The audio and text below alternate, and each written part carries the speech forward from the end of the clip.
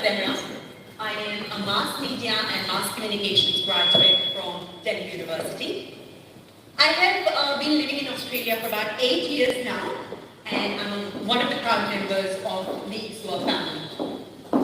I currently work in the field of commercial property finance, and I'm also, I have been associated with community theatre, where I have had the opportunity of performing both in Sydney and overseas. I want to start by thanking you all today. The reason being is obviously you have taken out the time to be a part of this great initiative organized by Indian Present Society of Australia. Today, as you all know, we are here to talk about wellness for women, deconstructing the mind and body. Our goal today is to explore various aspects of wellness, from physical health to mental and emotional well-being. We hope you all leave today feeling inspired, empowered, and more connected to a supportive community. A young, proud Vichar Afghan woman whose family originates from Wellington and her dad came from Afghanistan in 1992. She grew up in a direct country for the majority of her life and is currently studying at the University of Sydney and is a student of bachelor's degree in science. Her major is health and applied science, medical science. Ladies and gentlemen, please put your hands together to welcome on stage Shikaya Rashidi. My name is Shikaya, and today I'll be doing the Deconstructing our country for the Indian Present Society of Australia, Wellness for Women, Deconstructing the Mind and Body, in which the event we are all attending today. First, I'd like to begin by acknowledging the direct country and with respect to ancestors of the traditional custodians of this country we are currently standing on today. I would also like to acknowledge the generation before me who fought hard for me to be able to stand in this day as a proud Wiradjuri girl. I pay my respects to elders past, present and emerging, and for which they held the memories, traditions, cultures and hope for all Aboriginal Australians. I recognise their country and their connection to their country and role in caring for and maintaining full country for over thousands of years. I would also like to pay my respects to the Wiradjuri tribe in which I derive from, and all other Aboriginal and Torres Strait Islanders who are here present today and those who live on country. I want to give thanks and appreciation to all those who fought for us today and allow us to live the way we are able to. I am grateful to be able to live on country, work on country, have access to education on country, and to be able to learn about Torres Strait Islander and Aboriginal traditions on country. I extend the appreciation to all those who are working hard now for the future of the Aboriginal and Torres Strait Islanders here in Australia. Thank you. Women's Coordinator of the ICSOA Committee. Iram completed a master's degree in botany from Allahabad University. She's been living in Sydney for the past 25 years and currently works at Services Australia. Iram has been a part of ICSOA since its foundation, having compared numerous events such as ICSOA Kavali, Paramasala, Hakulaman Sat and various other mushairas. Iram is proud to be a part of ICSOA's women's team, developing a positive vision for the future of Indian Present Society of Australia. She's been organizing and hosting ICSOA Women's event since 2022. Constantly expanding ICSOA's Women's Committee, she also hopes to expand ICSOA's Youth Subcommittee in the near future. Can we please welcome Iram Rashid on stage? Thank you. And while I have Iram with me, I would just like her to present the token of appreciation to Shikaya, please.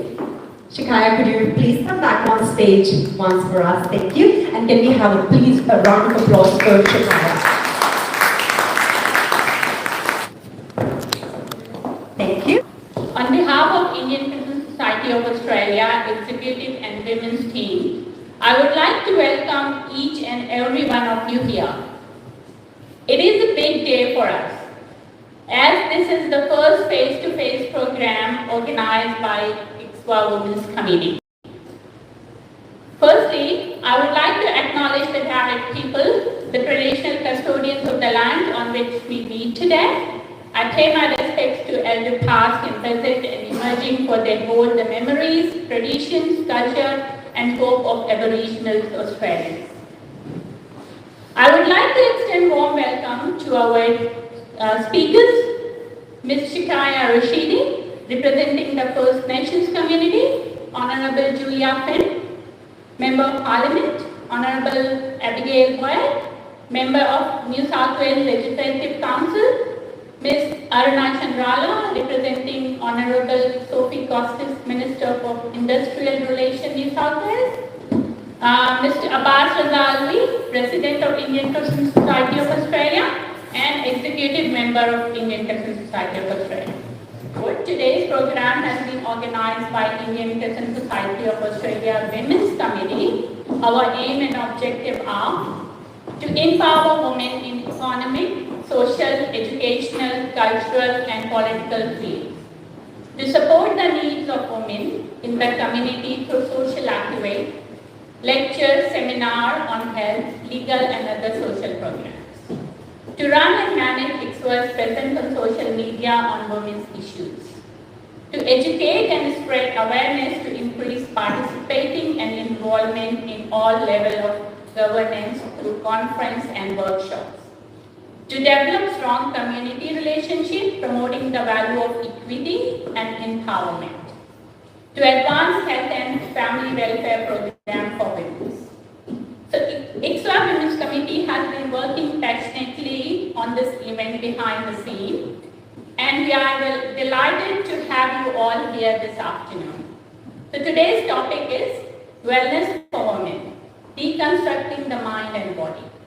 The idea behind this is to discuss women's general health and well-being, while breaking down misconceptions about health we have been associated to accept as fact. The main one of these misconceptions is that the mind and body are separate. Throughout our presentation today, we hope to bring you knowledge that helps you to connect the mind and body so you can improve your general health in holistic manner. Our wonderful speakers today will be providing us with recommendation, advice and information which we hope will encourage women have improved access to good nutrition. We will be hearing from a medical practitioner, psychiatrist, counselor and dietitian.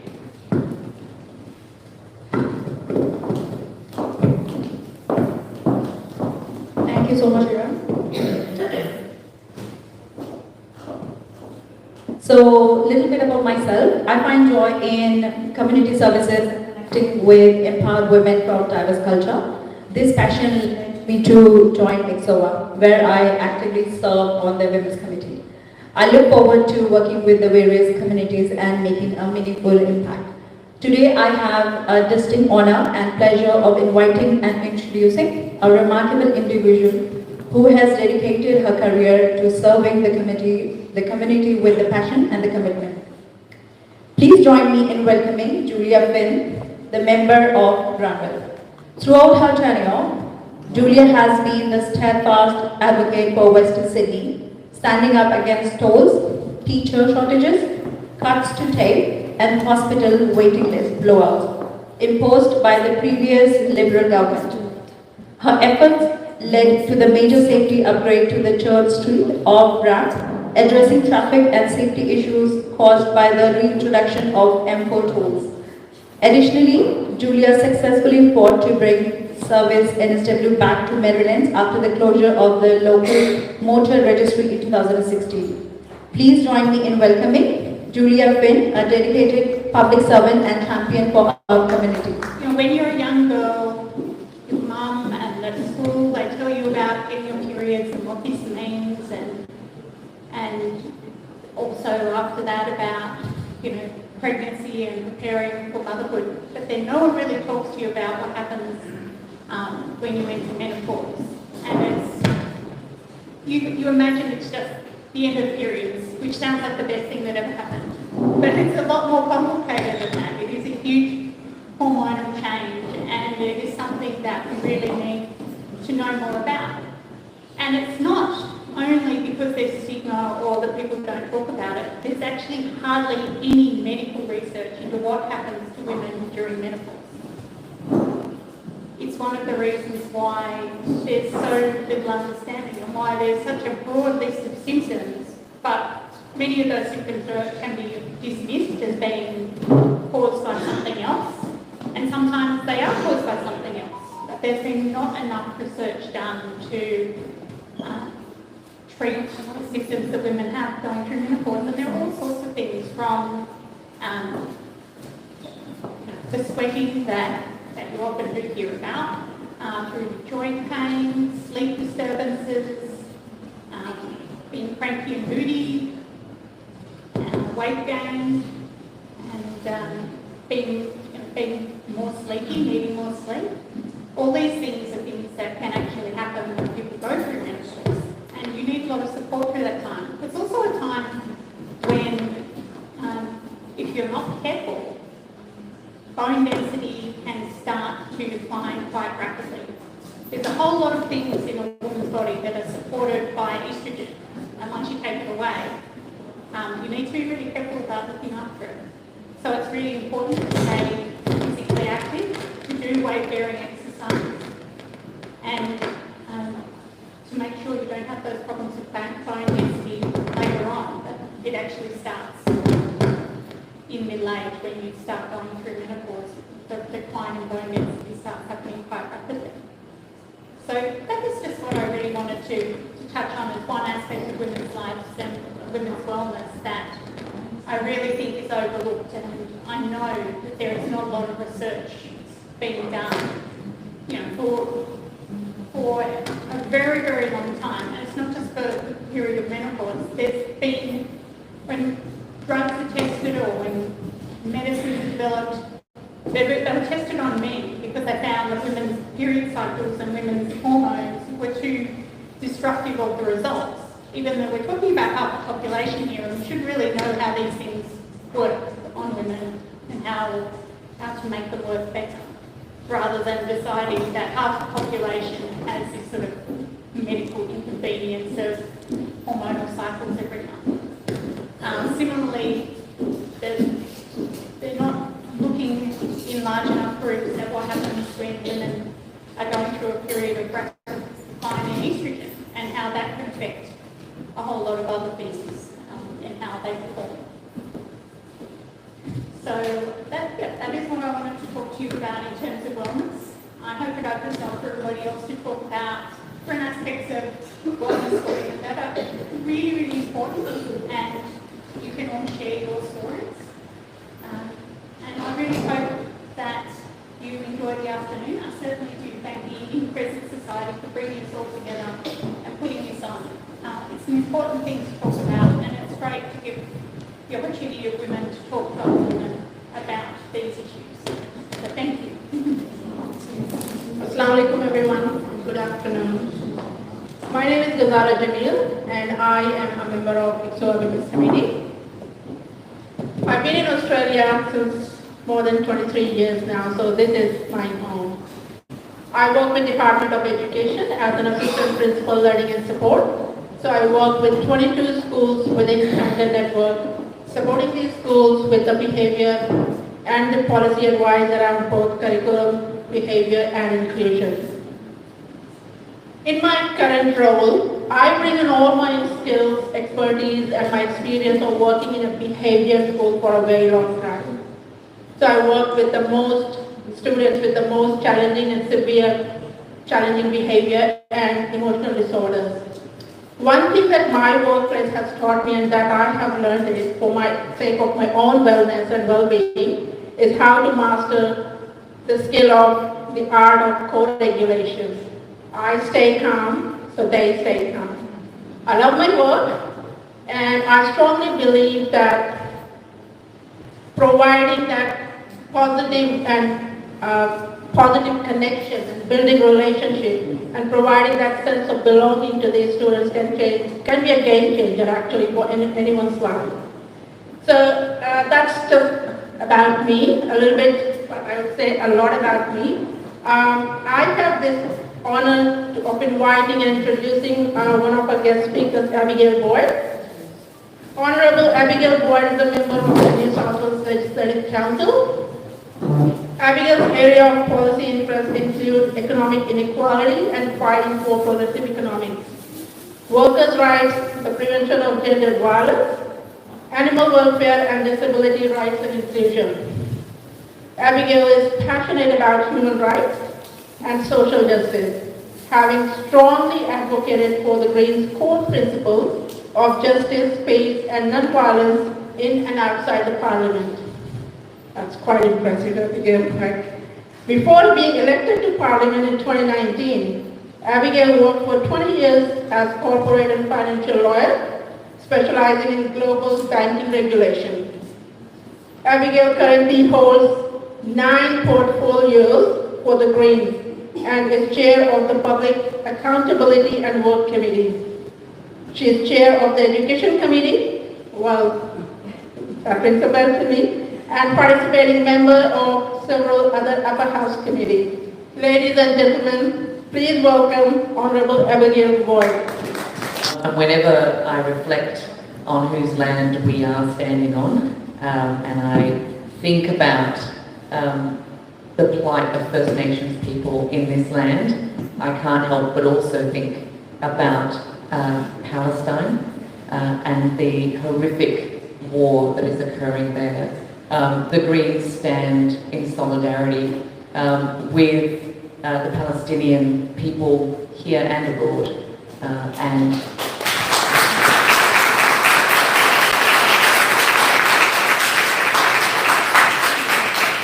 we will strive for peace and for a free Palestine.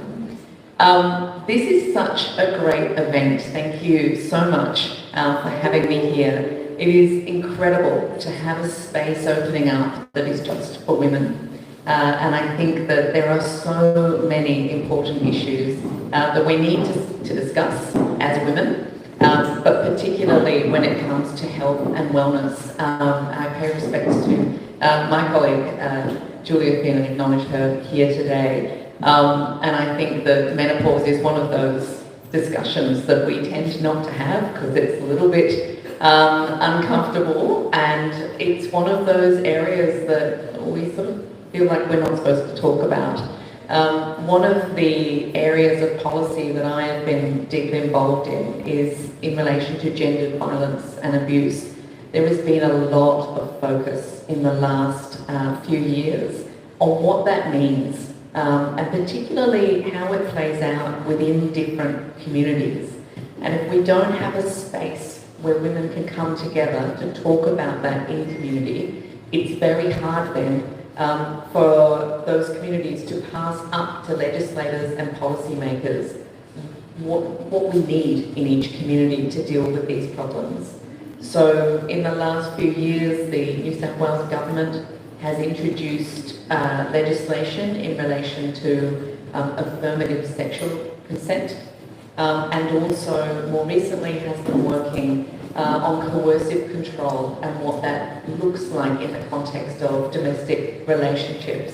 I have been trying very hard to expand the definitions in that legislation so that it will apply more broadly. So at the moment, we have very strong laws in relation to domestic abuse by an intimate partner, so by your husband or your boyfriend, but it's not as well understood that there's a lot of domestic abuse perpetrated within families, whether it's in-laws or children or carers.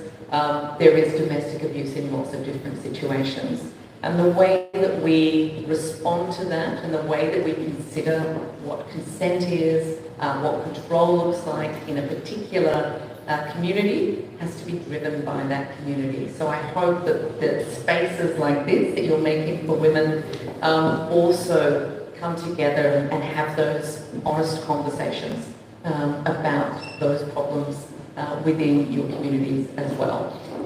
So I won't go on, but I just wanted to say thank you again so much for inviting me here. I think this is a great initiative. I congratulate the organisers, the ICSOA Women's Committee, and I look forward to hearing all of the other speakers today. Thank you very much. Assalamu alaikum.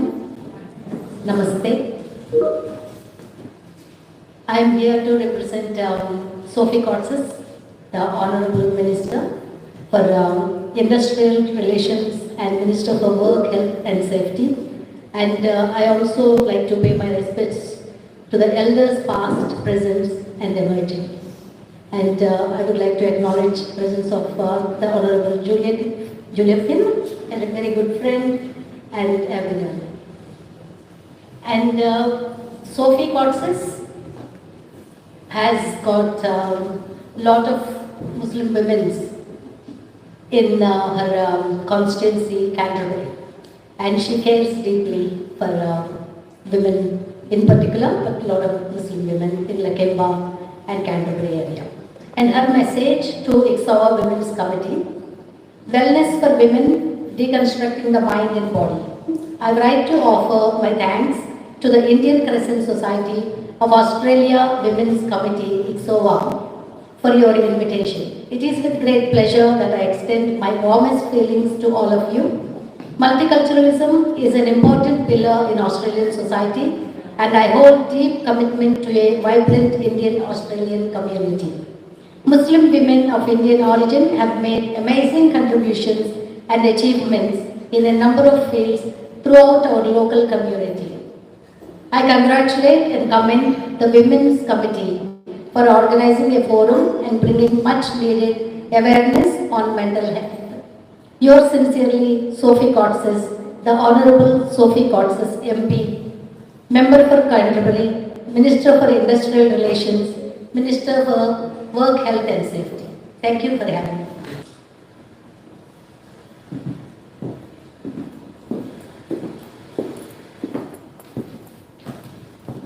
I would like to mention one very precious name of Indian Crescent Society of Australia. Our president, Mr. Abbas Alwi, he was nominated by the State Member of Parliament and has received the prestigious New South Wales Community Service Award from Premier last Monday.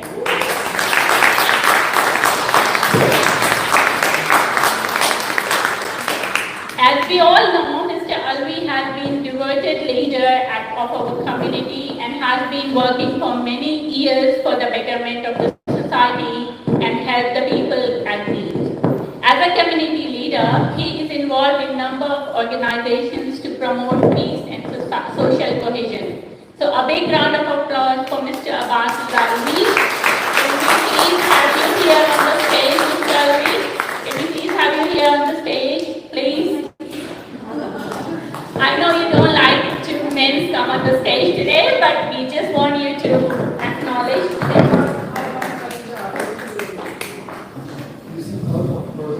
All the team, again please. Women's team, come on stage again please. More than the team, I think Mrs. Alvi needs to be on stage. Exactly. Just because without her support, I don't think she is.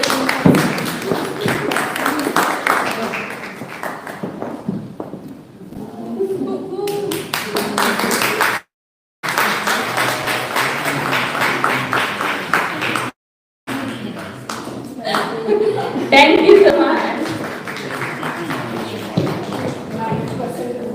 Exactly. Every man has gone to success behind women's rights. So obviously. Thank you everyone. You are not supposed to say anything. That's what we have agreed. That no man will come forward, but it is a surprise to me. But the fact is that this award does not belong to me. It belongs to my ICSOA team. And the dedication of the ICSOA executive committees who always wanted me to do something.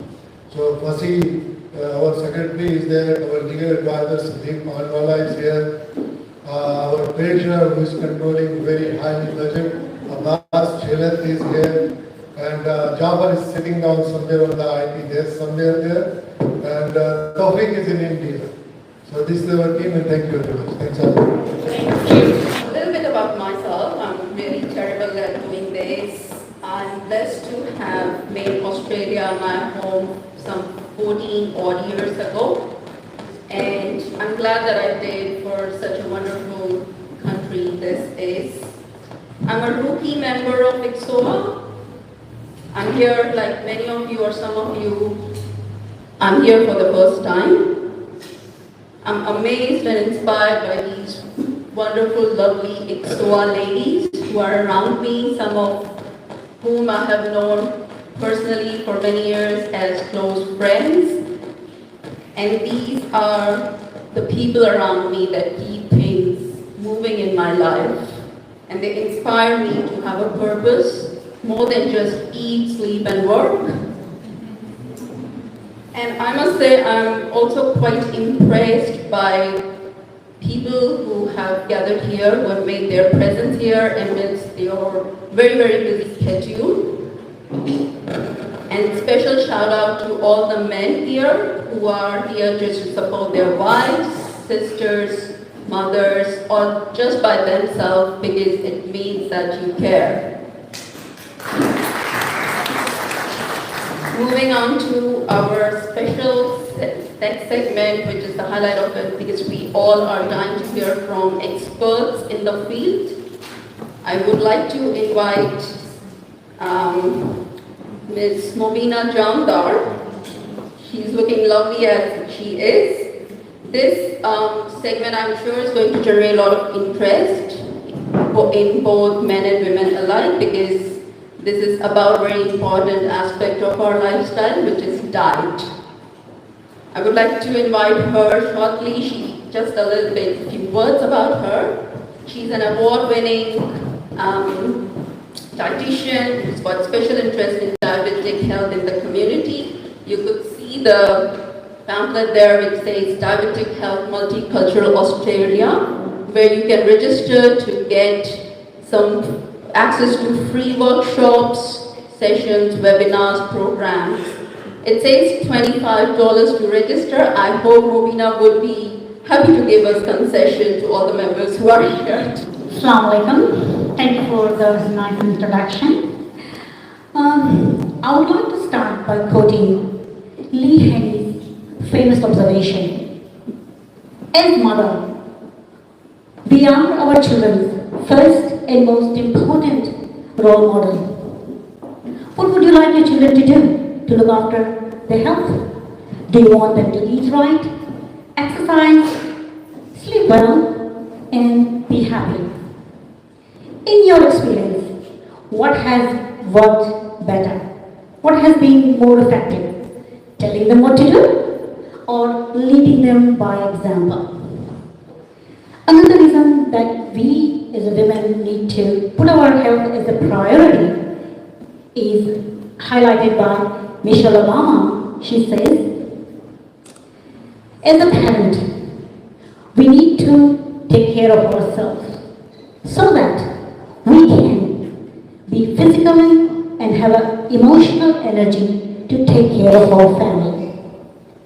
There are two main messages I want you to take home from this session today.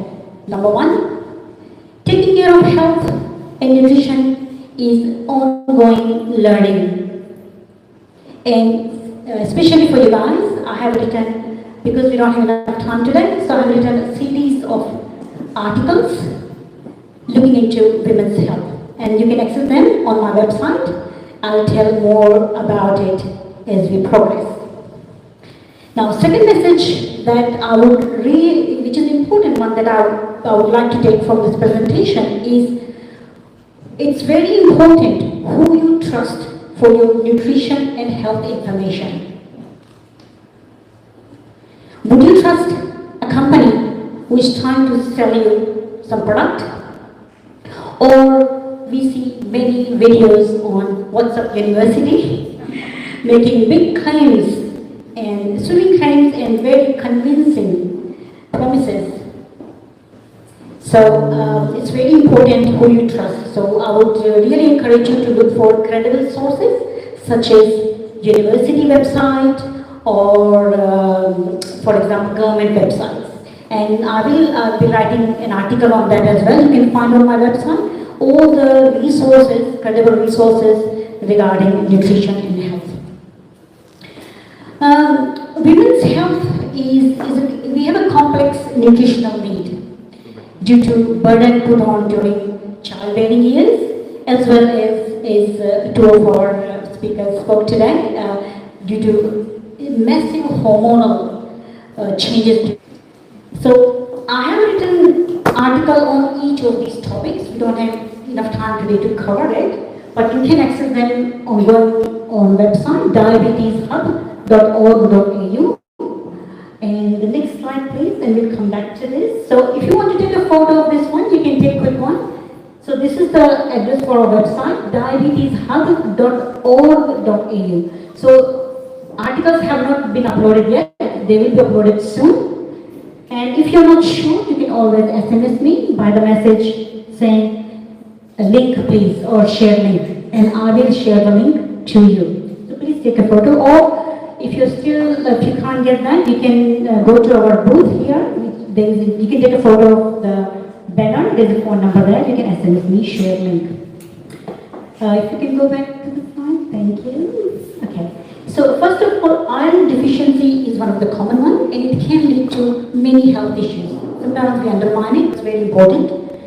Polycystic ovarian syndrome, or PCOS, is a growing concern among adolescent girls. It can lead to infertility, insulin resistance, and diabetes later on in their lives.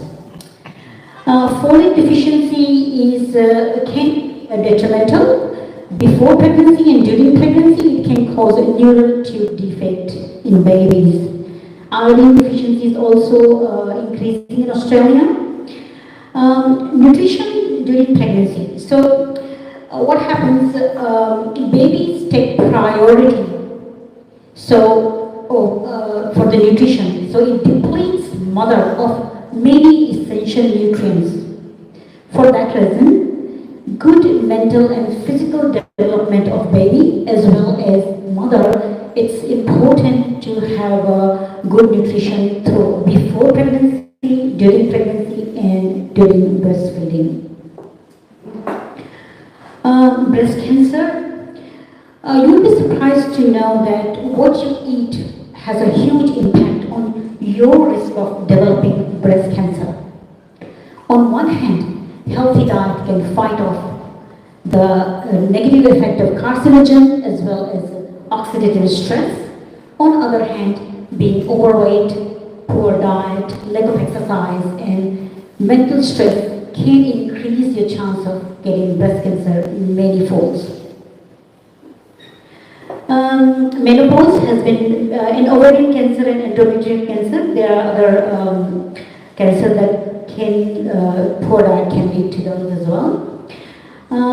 We talked about menopause. So what I would like to say about menopause is that due to hormonal changes, our muscle starts to deplete, and at the same time, building of new muscles slows down. So there's a net loss.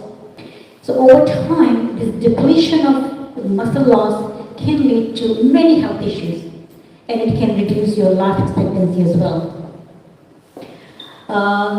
Menopause also can lead to osteoporosis and frequent bone fracture. Heart disease, you will be surprised to know that the heart disease is one of the leading cause of death among women. Mental health. Good mental health is important for enjoying life as well as for your overall well-being. While good nutrition supports your brain function, brain development, as well as your mood and emotional health.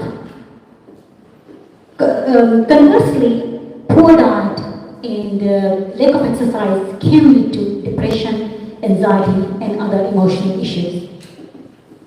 Chronic diseases, I think you may have heard of it.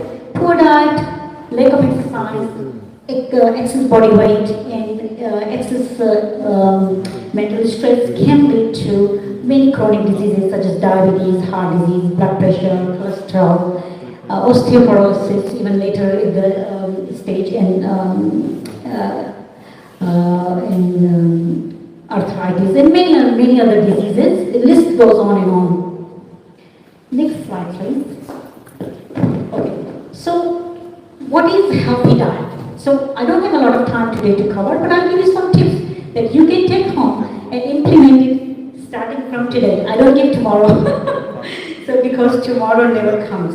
So, when you come to my talk, you need to make commitment to yourself. What is it that you want to do it today? What is it you can do? These 3 things, not a lot of things. What are the 3 things that you can start from today? So this is called healthy plate model.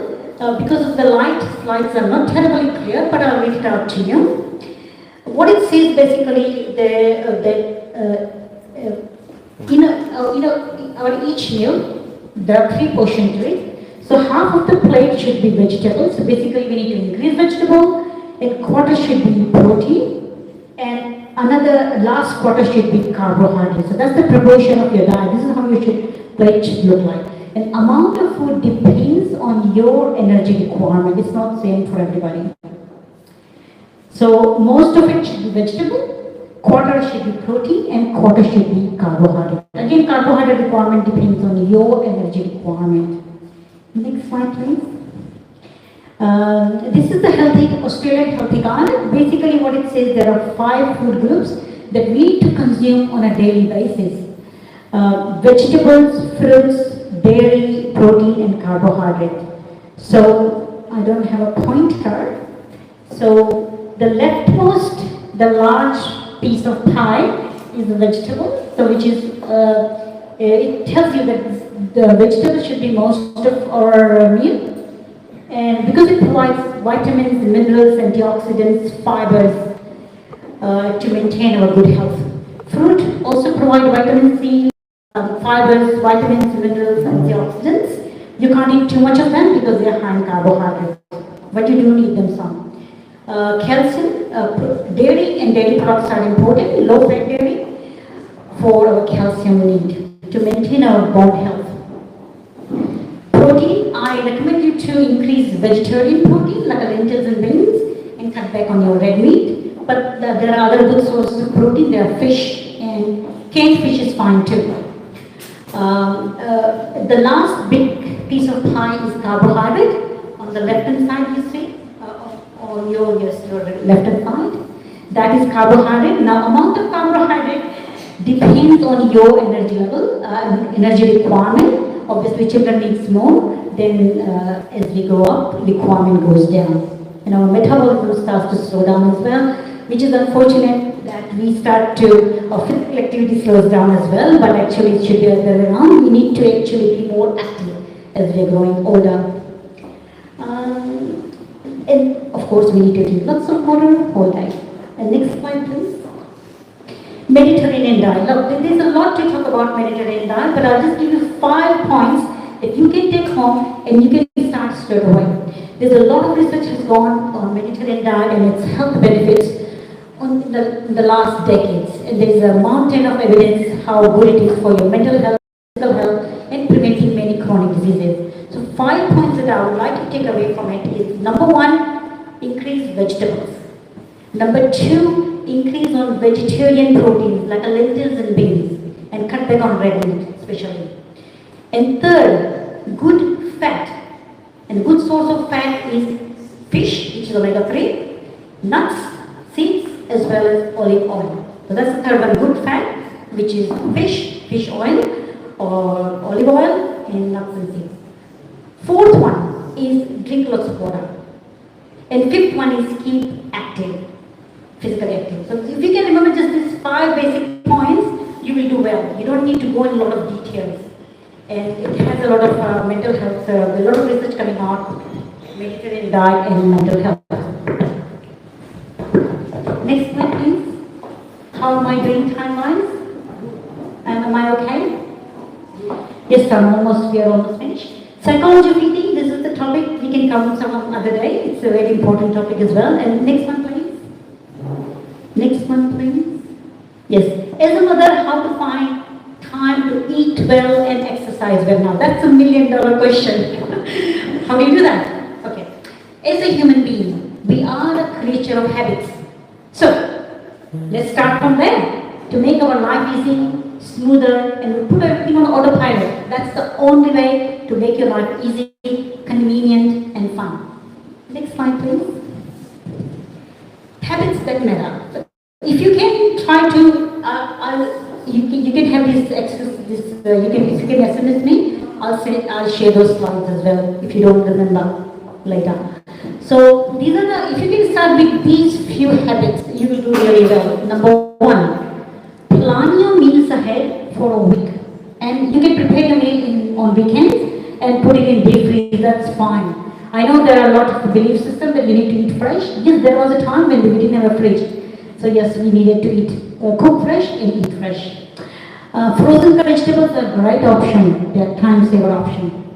Cook large quantities and deep freeze them. Again, you cook them in large quantity. You don't have to cook just small amount for the day or just for one meal.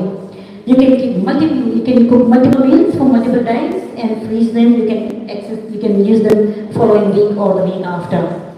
Avoid junk food in the house. Now, this is the biggest temptation of the house. It's an easy thing to do. I mean,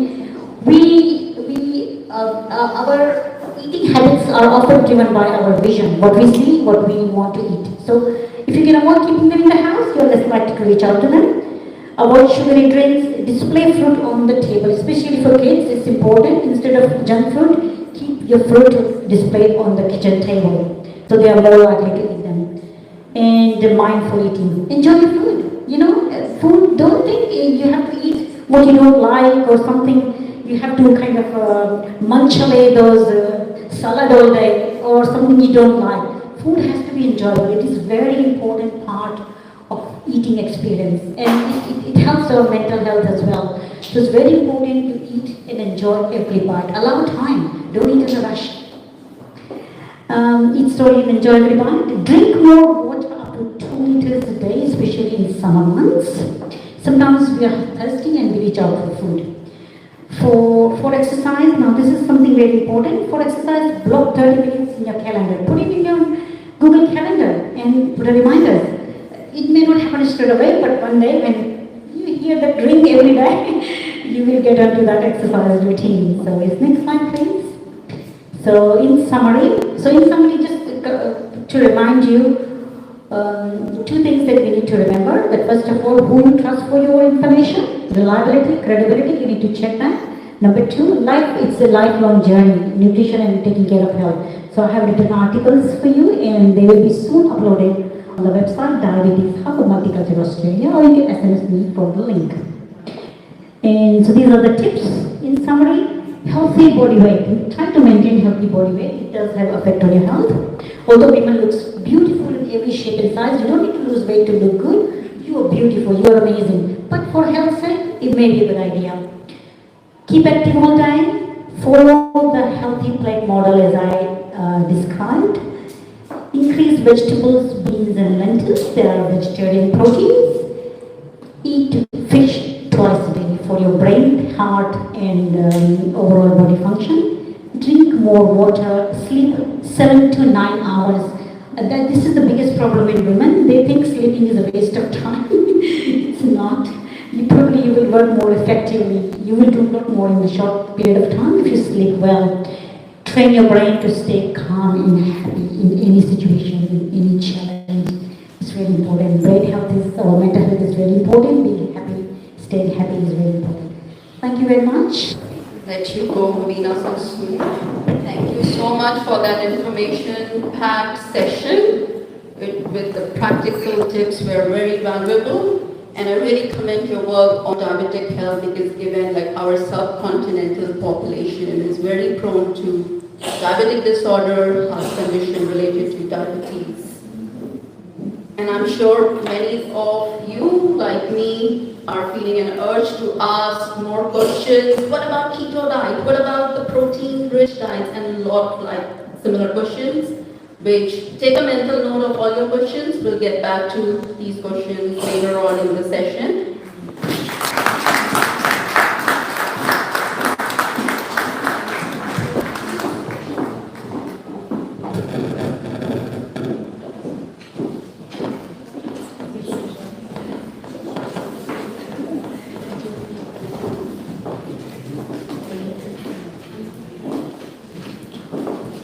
Moving on to the next speaker, who's passionate about excellence in healthcare and delivery of holistic care, utilizing a tailored approach through the system. She's also dedicated to maintaining emotional well-being through participation in various forms of art, including music, poetry, story writing, dance, and serving as a master of ceremonies.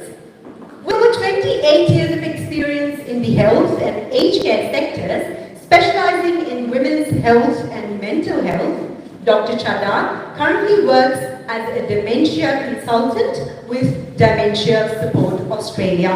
Ladies and gentlemen, can we please give a big round of applause to Dr. Vichar. Being a women health specialist, I worked as a gynecologist back home in India. So many topics you guys were talking, I have listened about menopause and all other things.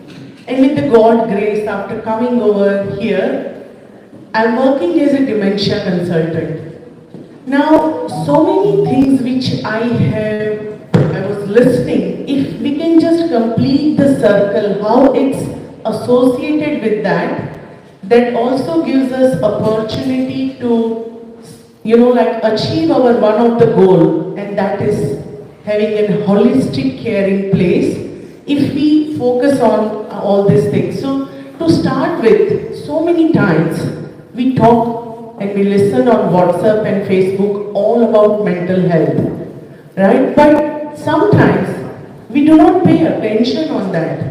We do not share about those issues with mental health. For example, your mother or your daughter. If your daughter will say, Mama, I have a pain in my stomach, okay? You will do everything possible to take her to the doctor and doing all the investigations that is there any physical health impacting about her pain in the stomach? But you same that daughter, you love her a lot. If she says something about, or if she cannot able to tell, you see that there is some sadness on her face. There is something which is, not maintaining her mood up to the mark. Or if she tries to tell you something about her stress in the school with relationship, all these things, our answer will be, come on beta, all this is a part of life, it happens. Just ignore it. We do not pay attention or listening. I would say, as Mobina said, start from now, start doing practice of empathetic listening at least around us. What someone tried to tell us. Is there something bothering them? Because all these things, mental health is all about our cognitive, physical and emotional well-being. And it's a circle. It comes to everything, everywhere. First of all, you may not need to go to any doctor if you keep asking yourself a 7 question. That's what being a consultant we tell our patients. Ask yourself every day, so many things included in previous lectures, so I'll not take much time. Am I eating well? Am I sleeping well? Am I focusing on my own emotional well-being? Am I bothered about something bothering me or not? Do I pay attention? Sometimes when we listen about trauma, we just think about we need to wait for that Singapore aircraft, a recent accident happened. That's the trauma. No girls, that's not the trauma. That's just a one major accident. Trauma happens in our life each and every day. There's some little girls sitting here, during your puberty age, you might have seen that just before menses, your tolerance power goes down, your emotional well-being is fluctuating, and at that time, little bit trigger, from anyone might gives you trauma, and that may lead to a changes which may cause you a lots of stress. That stress may keep building inside you years and years and years, and you will not believe these days when I go and when we talk with our people who are living with dementia, when we take history, the majority of the things coming up, the things that bother them is those childhood trauma. those abuse that they have faced during their life. Now, sadly, in our community, whether it's in India, Pakistan, or sometimes that abuse is such a thin line, and it just goes into the inverted commas of it. That happens. That's okay. Everything is okay when it comes to female. Whether it's a verbal abuse, physical, sexual, social, no one thinks about psychological abuse. Okay, so those things just built up and it caused lots of problems related with dementia. So now if I come up on major causes of dementia these days, so first of all, dementia is an umbrella terminology. It has lots of symptoms. So for example, fever, okay? There are so many causes of fever, viral, bacterial, fungus. So similarly, dementia can happen because of underlying Alzheimer's disease or vascular dementia.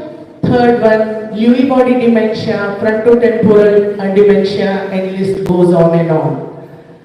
These days, 60% causes Alzheimer and rest of the 40% is because of vascular dementia. Whenever I talk with dementia, the first thing comes up is, please stop it here. We cannot prevent it. There is no cure about it. What's the point of talking in dementia? Why awareness is required? It's just a memory loss. It happens with age. People just can forget. So all these are myths. Okay, agree, we cannot treat and we cannot prevent Alzheimer at this stage. But what about vascular dementia, which is the leading cause in Asian population? We all are prone to vascular dementia, and that is because of lifestyle disease, whether it's diabetes, hypertension, cardiovascular disease, stress-related cause, and those things. That can be preventable. So why not to focus on things that we can do something? Okay, so focusing on our health, which Mubina had just said, assists us in preventing all these diseases. It keeps us healthy. When you are physically healthy, you feel even emotionally healthy as well.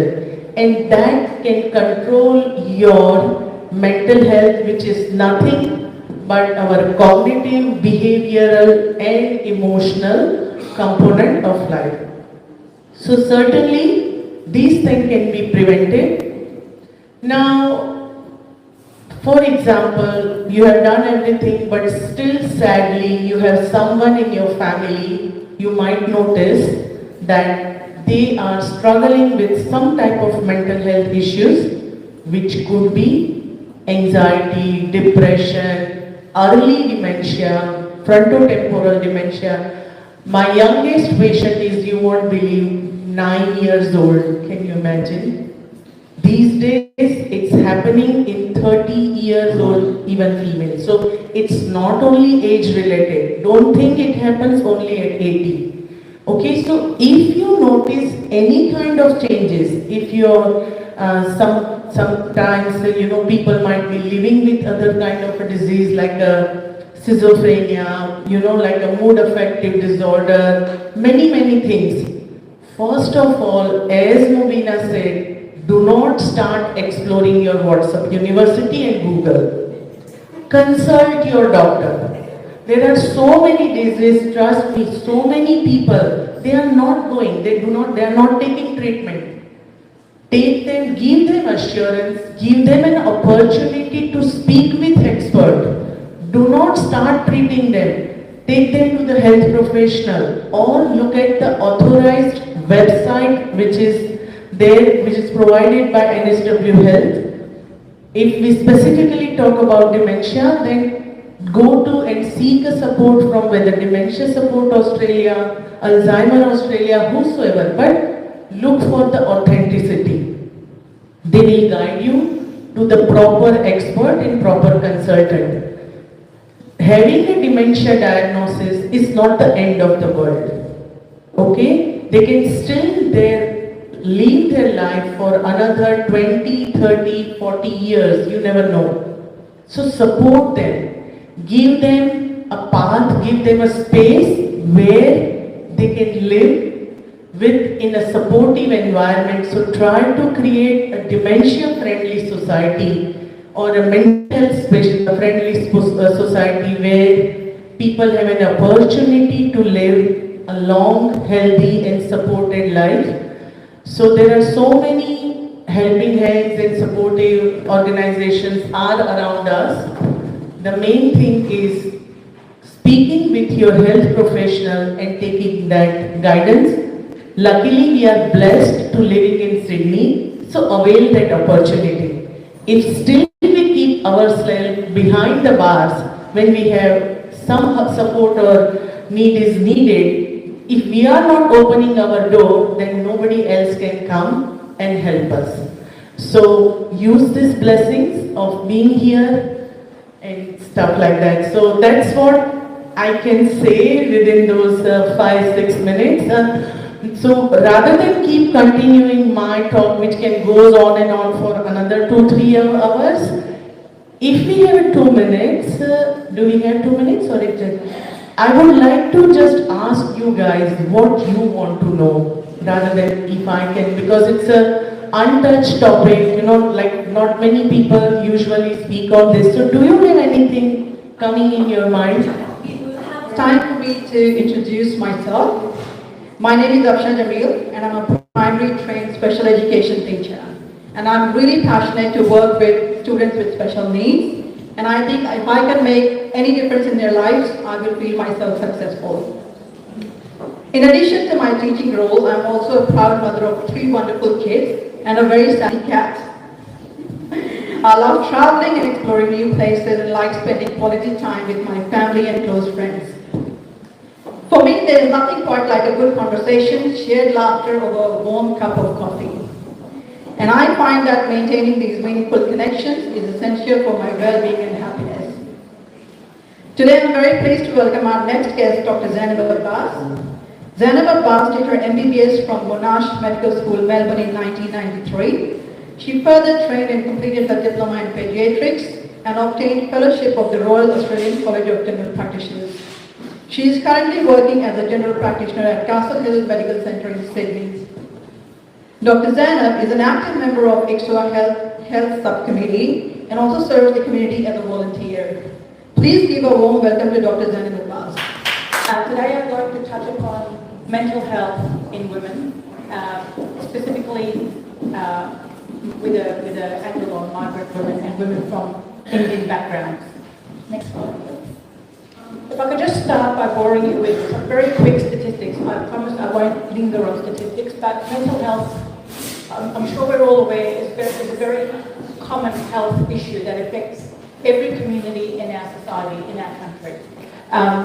2020 to 2022 figures revealed of respondents aged between 16 to 85, almost 1 in 2 stated that they had experienced a mental health condition during their lifetime. Those are astonishing figures, really. Looking at it from another angle, the same information could be translated as 1 in 5 people stating that they had had a mental health condition in the preceding 12 months. Again, very high figures. The mental health conditions we refer to are, wide and varied, but the most common ones would be depression and anxiety. You can think of depression as the lived experience of having very low mood, low motivation, a sense of hopelessness, and of anxiety as the lived experience of having severe worry, angst, agitation, a feeling of being close to pain. And both of these health conditions are definitely overrepresented in women compared to men. Next slide, please. So for women, the lifetime prevalence of anxiety is 1 in 3, which is 2-fold that of their male counterparts. And for depression, the lifetime prevalence is 1 in 6, which is 1.5 roughly fold that of their male counterparts. And many of us here, in addition to the prevalence in Australia, would be familiar with the migrant experience, which can be a joyful experience, but also a traumatising experience, with the many challenges that it brings to women.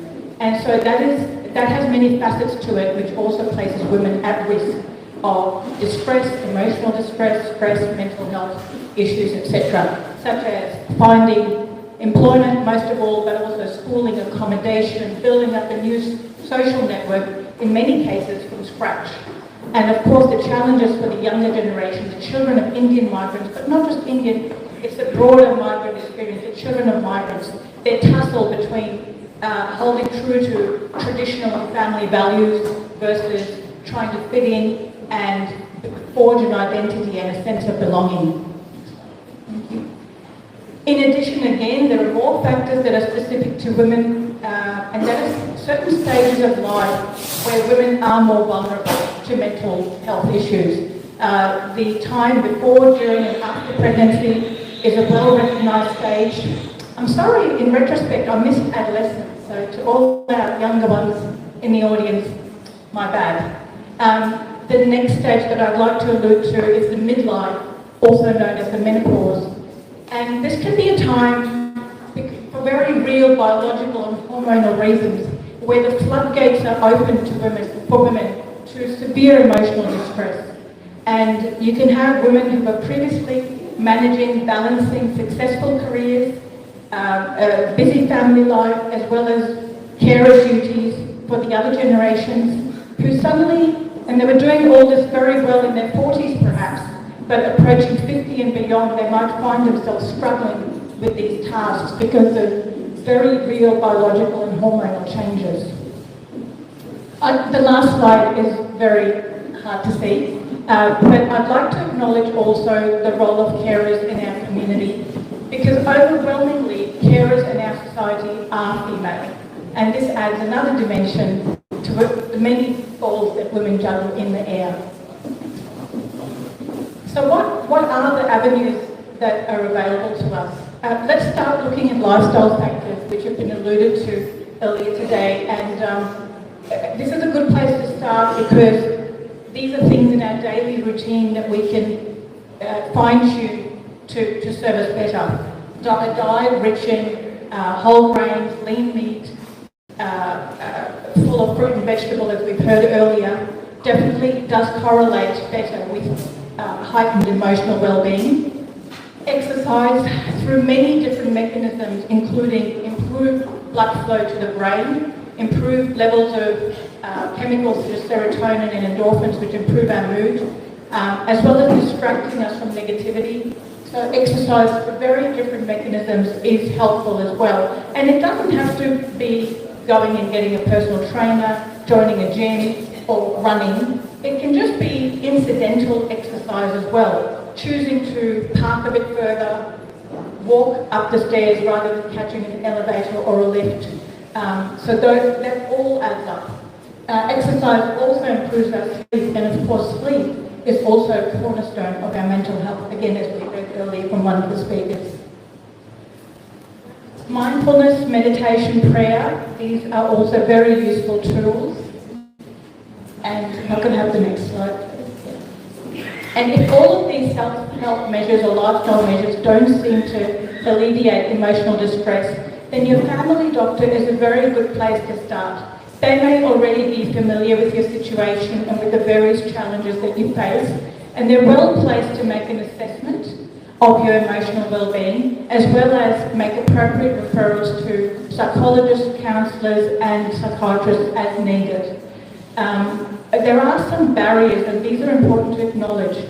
Stigma certainly is not the least of them. Mental health is not well spoken about in our community, and it's often belittled. Whereas for me, I very much regard it as a condition akin to diabetes or heart disease that has the same powerful impacts on our lives if it's ignored or not prioritised.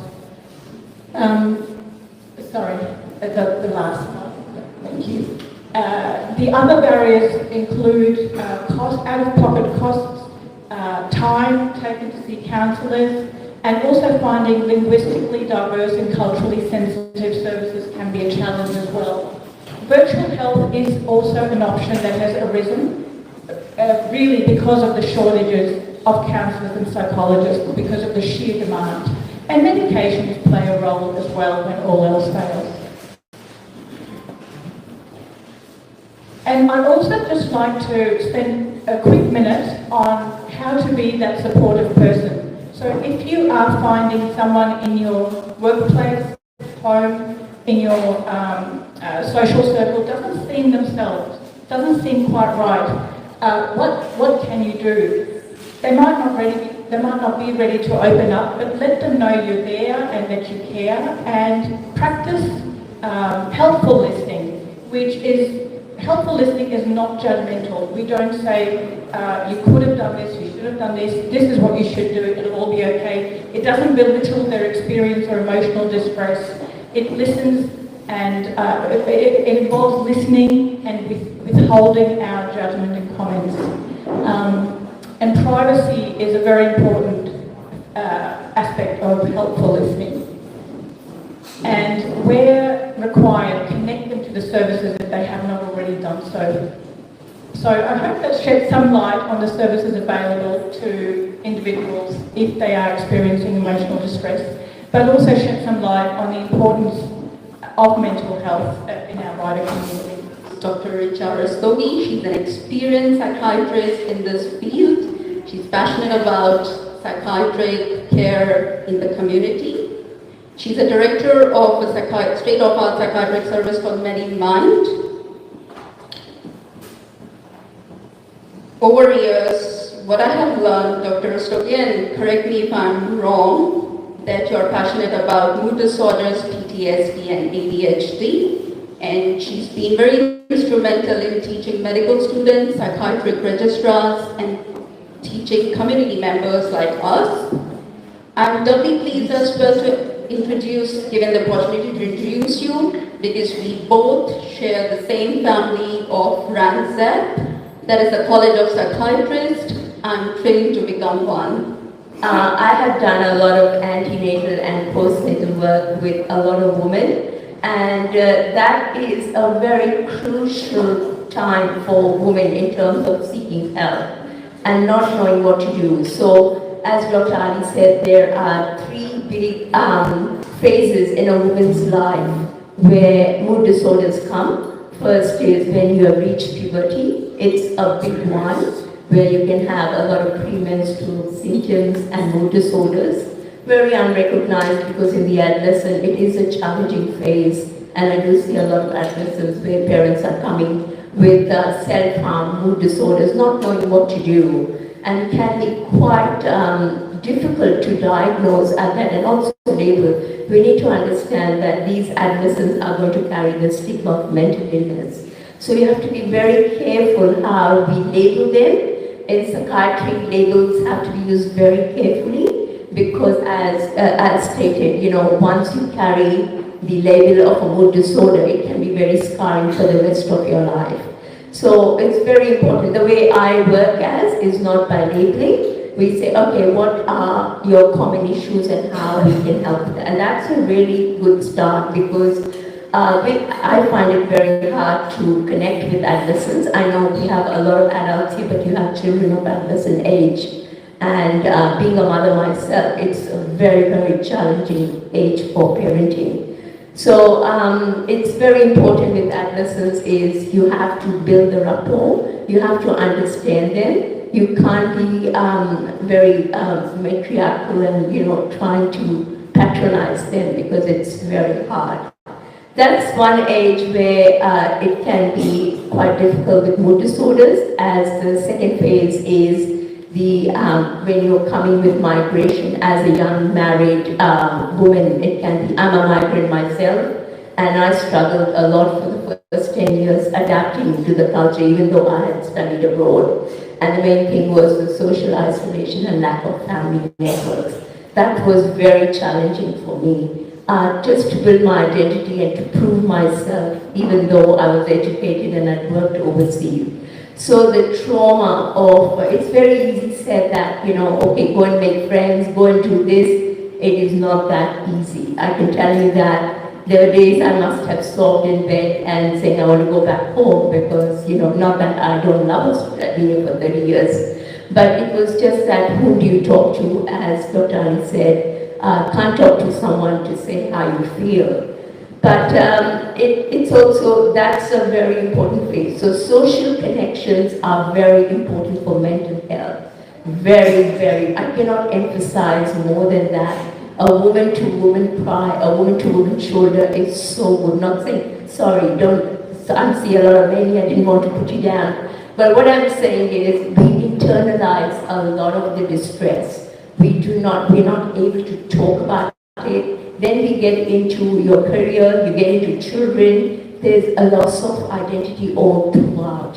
And yes, we may work, we may juggle many things, but that sadness or depression stays for a very long time. And then the next peak comes is when antenatal and postnatal time.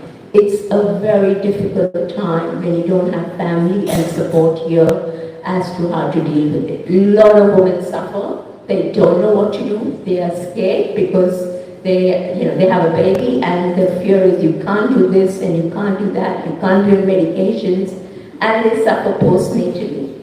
One of the biggest studies that have come is a postnatal depression is an emergency. We have to treat it very aggressively because it affects the baby.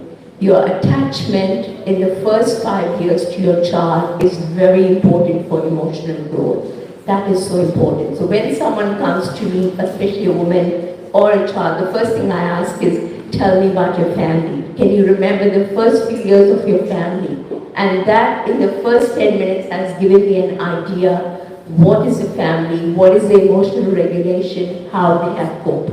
So that's why if the mother is not emotionally available, the baby is going to have some effect in terms of anxiety or in some of detachment or school problems. So we treat it really very aggressively. So if you have any friends who are pregnant, who are showing signs of depression, they need treatment. Medication is not the answer, but getting some form of it, as I see a GP, see a counselor, so we can prevent postnatal depression. So this is a big challenging field, and it's very hard to convince women to get help.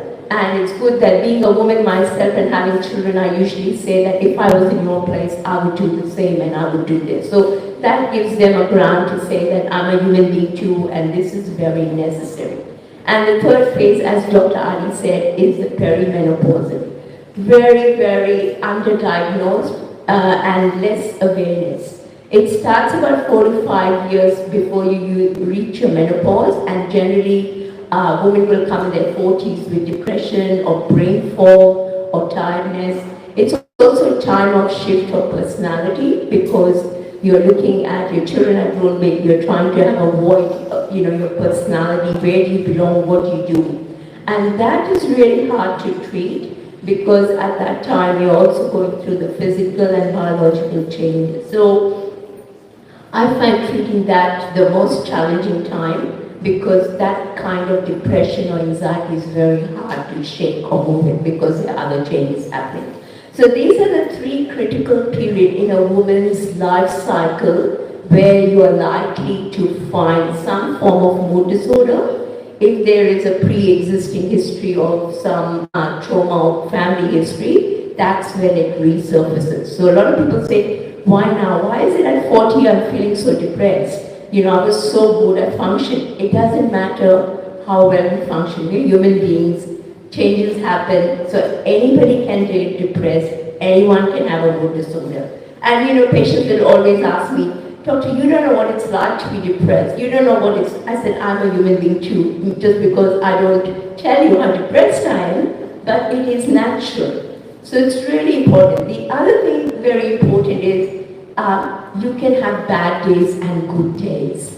Everybody says, I'm having a bad day. So just because we don't have depression doesn't mean that, you can't be depressed. So it's very important not to put people labels like, people say, I'm having a bad day or I'm having 2 bad days. I said, look, that's normal. That is not depression. So it's really important to separate the depression and what is it to be depressed.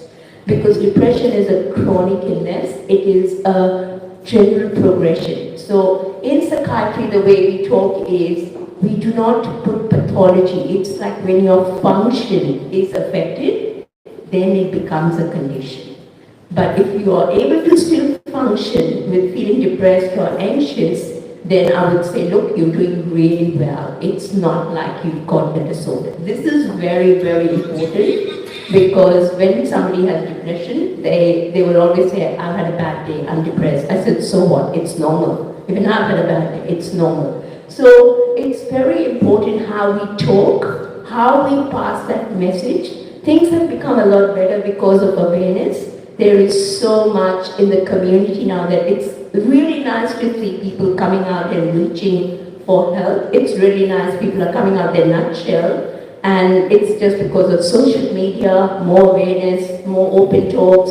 As Dr. Ali said, if you're at work and you have been a patient of depression or anxiety, you can help someone and say, look, I'm a survivor of depression, I've done, and you can be the first educator in the community before they reach services. So this is a very, very important phase of your life. There are other conditions as well. One of the commonest ones we now face is attention deficit disorder. It's something that's only emerged in the recent years since COVID. So once COVID happened, a lot of environment has been destabilized, and now a lot of women in their 40s and 50s are coming with attention problems. So they would say that I'm struggling to multitask, I'm struggling to pay attention, I do that with the kids, or the kids have been diagnosed with attention deficit disorder, they will say, I think I've got it. So you can have attention deficit disorder and still function till you recognize something is not right because it starts to affect you.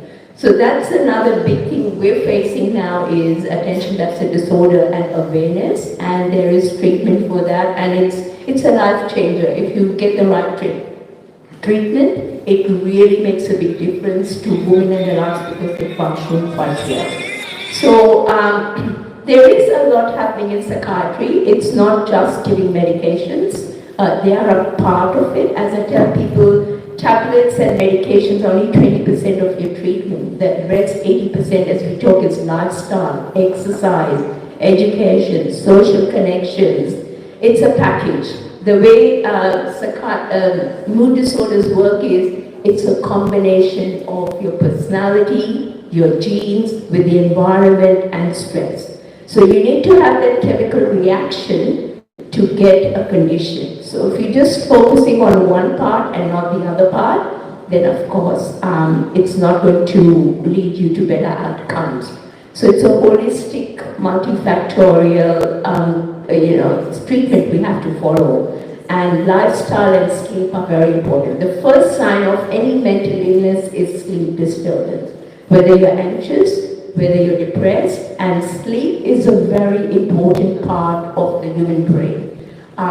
We do not give a lot of importance because, we sleep, we get up, we sleep. But sleep is where the brain consolidates the memory. Sleep is where the emotional regulation happens. Sleep is where your appetite and your other impulses are rested and work. So if you don't do that, the sleep, then, and of course now social media, blue light and all, they are big challenges because they affect your sleep cycle. So we talk about the deep sleep or the REM sleep. If you don't have that, then you are going to be fatigued, you're going to have concentration problems, attention issues, and this is a big challenge in the adolescents. We are parenting and we are all constantly fighting, we're giving them medications, melatonin, and they're not doing so much exercise because they're on their phone, because they can't sleep till midnight, and then they've got to get up in the morning, then they have fatigue, then they have motor, so it's a cascade of things.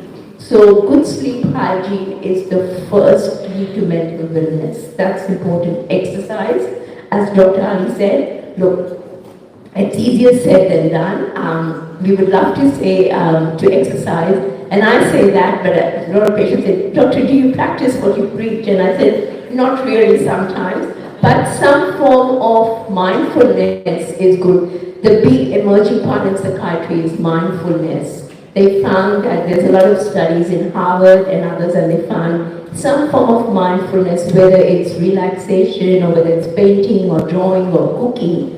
It says the brain comes to a stop. You're using your 5 senses of touch, taste, smell, and you're just stopping and doing something. That stop-start for the brain is very important. We know how to start the brain, but we can't stop. You know, how many of us here can sit for 10 minutes and not think of anything? That's an art. You cannot, because you've got a million things happening in your brain. So that, to practice that requires a lot of effort. So you can do a mindful cooking, you can do a mindful driving, you can do so many mindfulness and mindful walking. This is very important. By practicing that, you're actually getting the brain to just relax, and you can see a big difference to the brain. So all I can say is psychiatry is no rocket science. It's very simple, it's very logical, and it's not something that we can't do, but it's choices we make that lead us to different pathways of good and bad and, conditions. Normal human difficulties like depression and ADHD. You all have absolutely been amazing patient audience. There has been some refreshment at the back and food is on the way. It's worth the wait. Please hang on in there. Assalamu alaikum. Shashrikar. Good afternoon. All. It's so lovely to see you all. And what I would like you all to do is just stand up for a couple of maybe 30 seconds. Stand up for 30 seconds and face each other. Face each other to the person.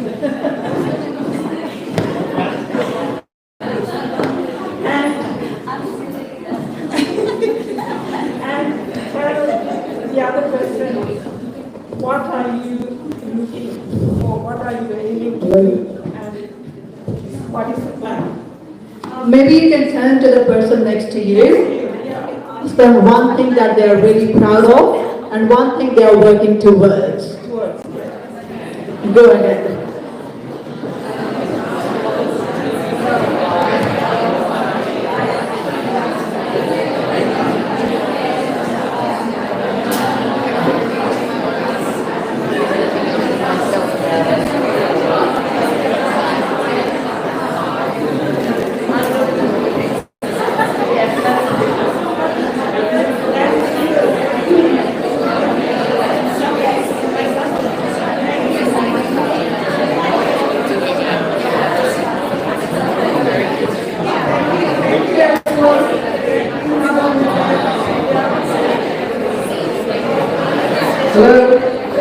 Track the speaker, please. Thank you, everyone.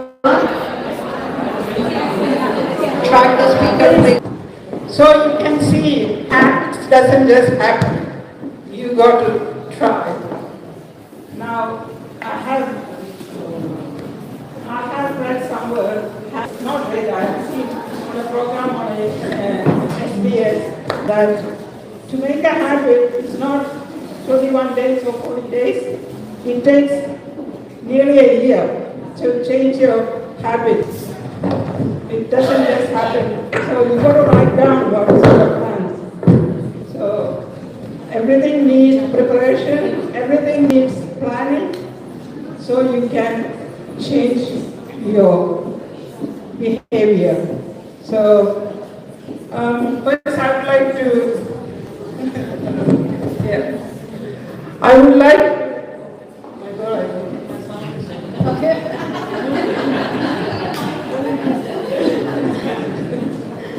first of all, I would like to talk about myself. I've been here since 1978, maybe one of the oldest in this group, and I think I have changed a lot by reading and by knowing and learning about people. So I have 3 children, 8 grandchildren, and 1 husband.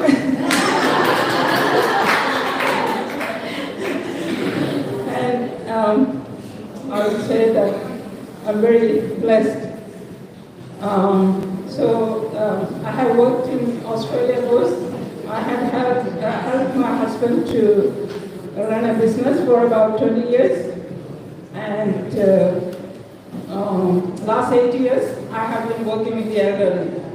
And I had seen challenges. how older people, what they go through when they don't make the changes which they need to do. So it's been very, very hard to see people go through dementia, people go through loneliness, and they say that loneliness is the leprosy of the new world. So we all have people, we may not have our own siblings or our own others here, but we have friends, we have community, and we have we are living in a wonderful country. So 46 years living here, I feel I've been very blessed. And on top of everything, I feel myself, it is our mind health that has to be in order. So physical health is equally important, and there's many things that you've got to do when to change the mind with your body. So it doesn't just happen. You can't just tell your body, but it goes hand in hand. It's like, I remember reading one of my favorite book was from Dr. Deepak Chopra. So, how he said that you got to focus on both sides. So if you don't have the physical health, you don't have the mental health. So my interest always was about brain health, because it's not, it can be mental health, you can call it mental health, but brain health, for which as you were, the doctors and our MPs, Abigail, and how Julia Finn spoke. That was really good, how we touched on our hormonal issues, which nobody talks about. I feel now, even now I'm not ready, but hormonal changes does help a lot. How we look at ourselves, we got to look inside us to make the changes. So I would like to I would like to welcome my speaker, and I think she got a lot of vitamin D through those glasses. she has, she is well prepared. Thanking Hakim. The name itself says Hakim means wisdom. He is the founder of Athena Mindset Counseling and Mental Health, bringing experiences from previous role at worldwide sharers, the Hills Women Share, Cantor Psychological Clinic, and United Nations Association of Australia, New South Wales Division.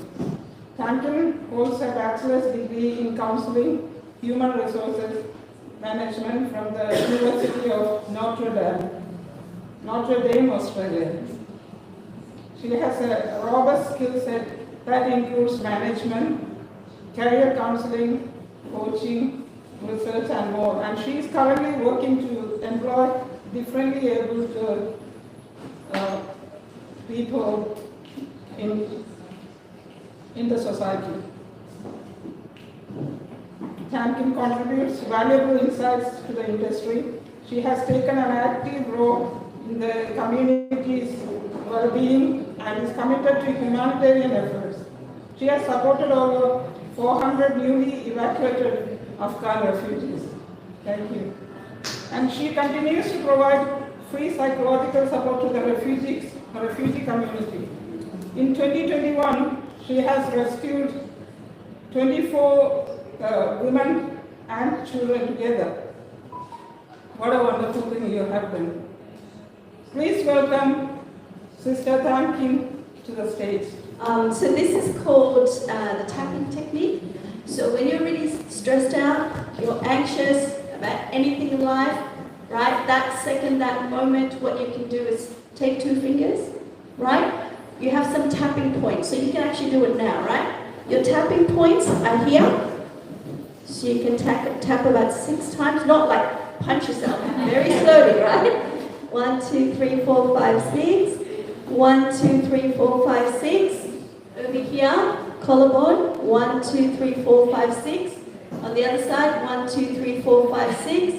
Over here, 1, 2, 3, 4, 5, 6. Over here, 1, 2, 3, 4, 5, 6.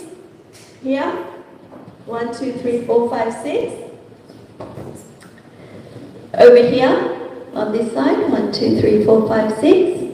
And then here, 1, 2, 3, 4, 5, 6. Over here on this side, 1, 2, 3, 4, 5, 6. And slowly over here, 1, 2, 3, 4, 5, 6. Before that, on the count of 5, 4, 3, 2, 1, breathe in with your nose. Hold, breathe out. One more time, breathe in. Hold, breathe out. One more time, breathe in.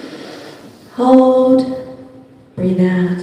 And while you're there, I'd like you to close your eyes. One more time, breathe in. Hold, breathe out.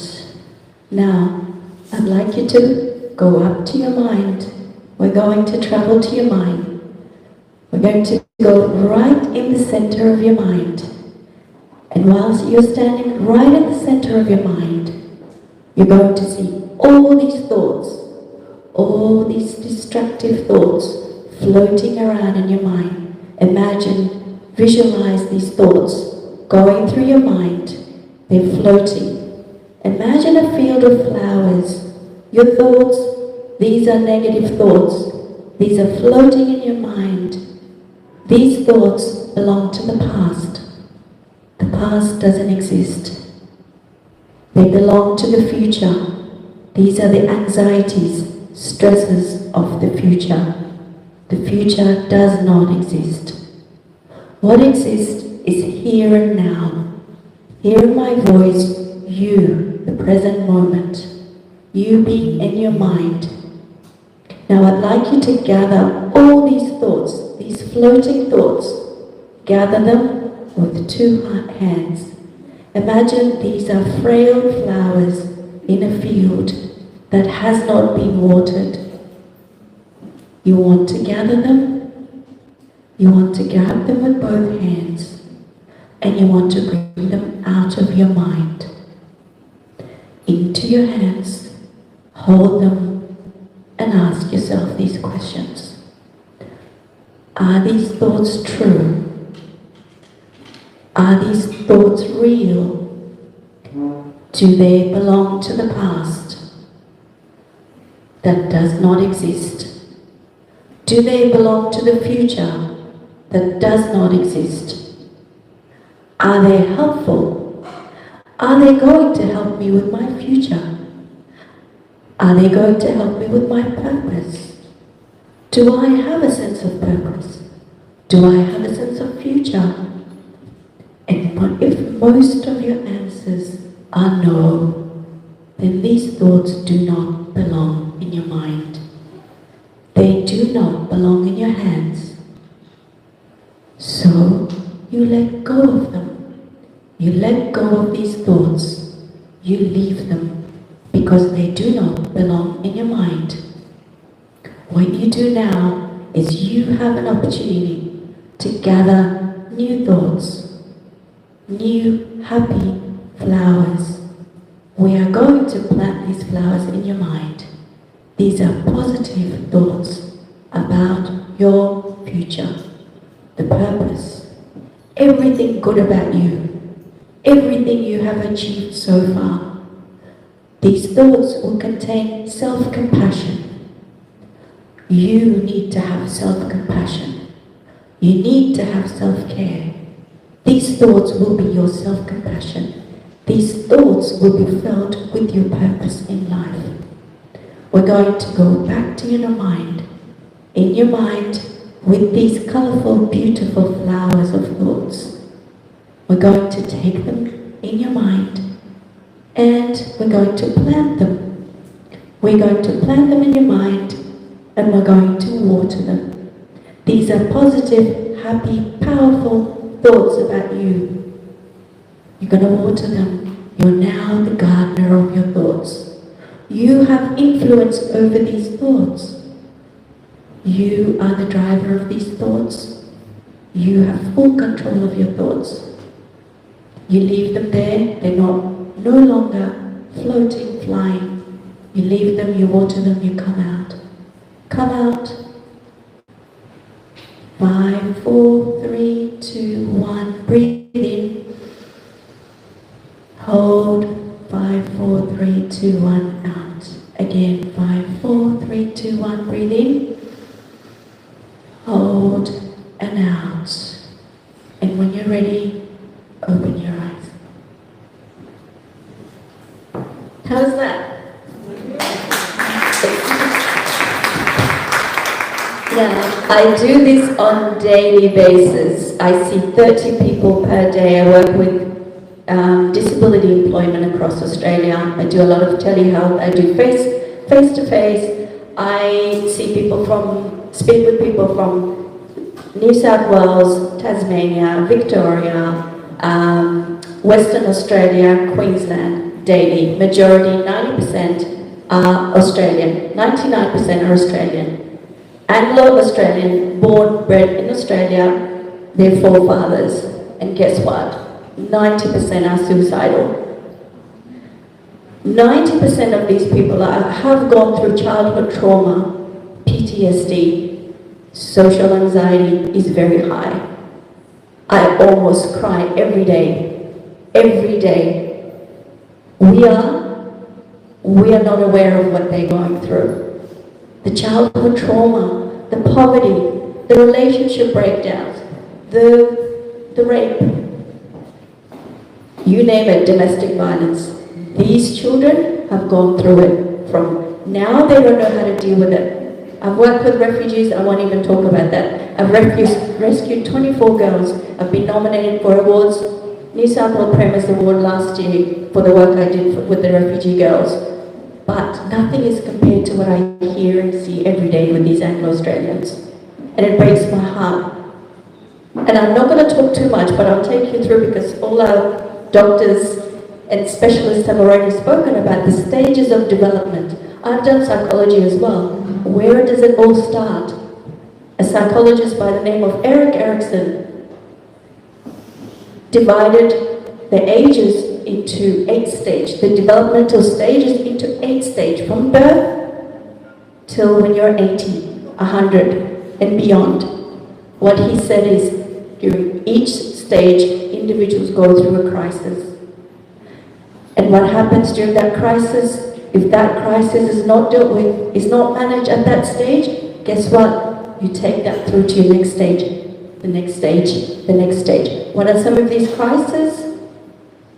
An infant born cries.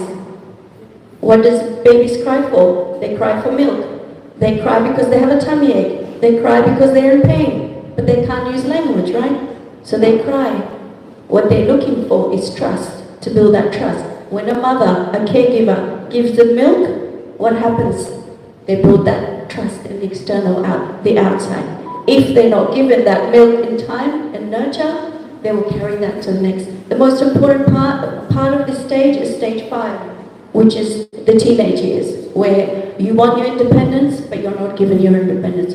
Role confusion, independence confusion. This is where all of everything that starts is during these developmental stages.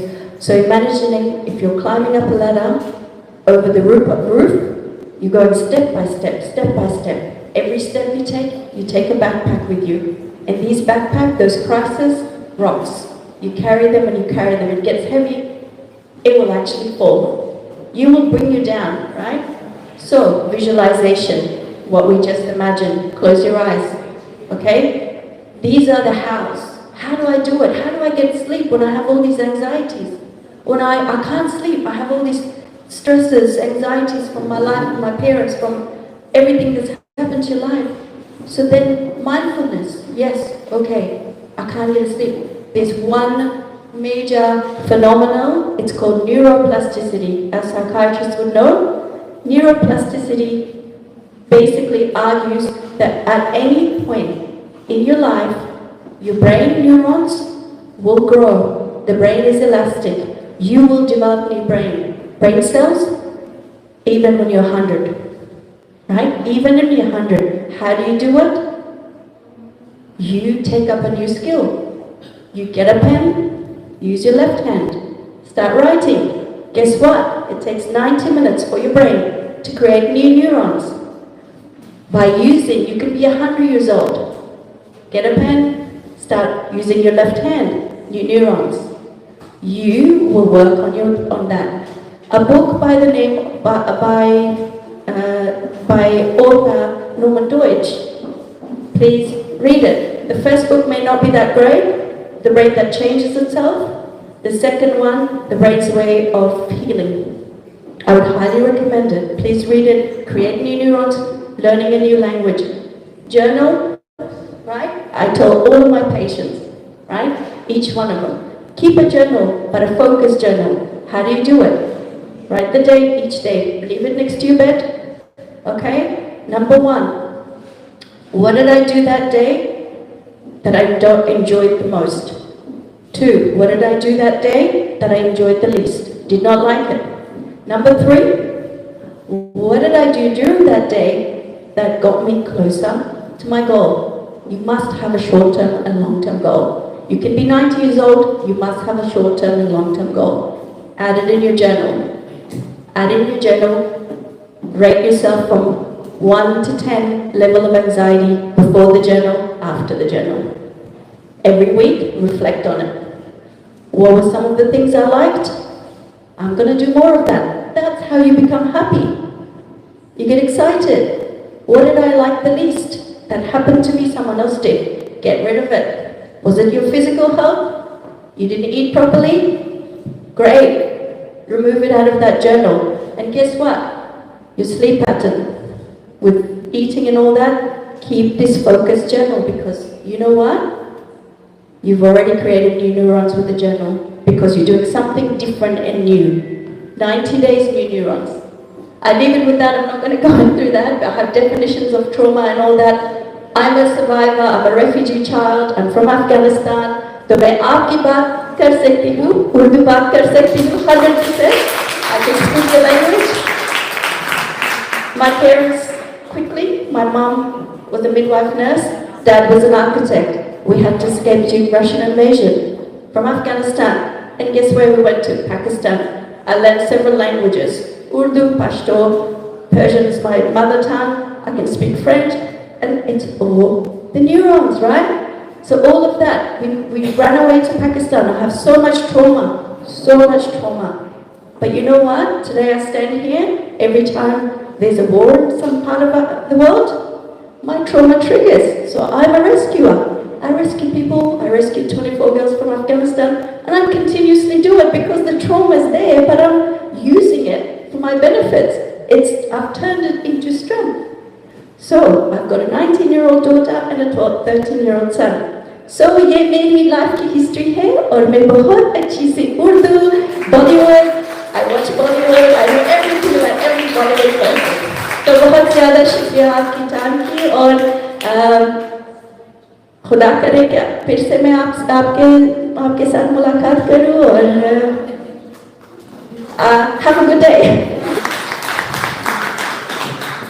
I have a question for Mubina.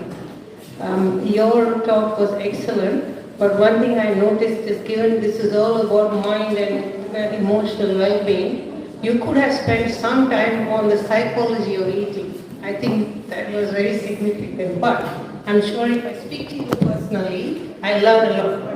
My question is for all of us, so I hope you understand from where I'm coming from. Thank you.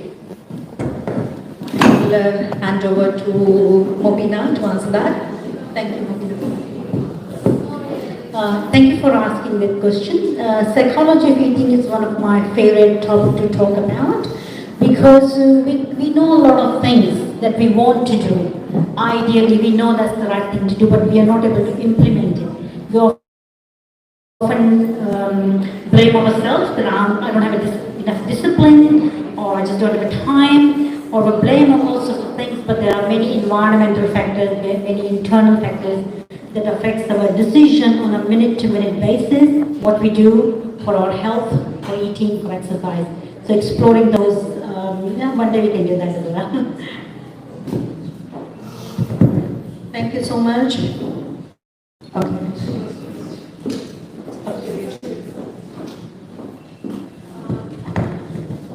My question is a little bit like, I know women are there, they are very emotional.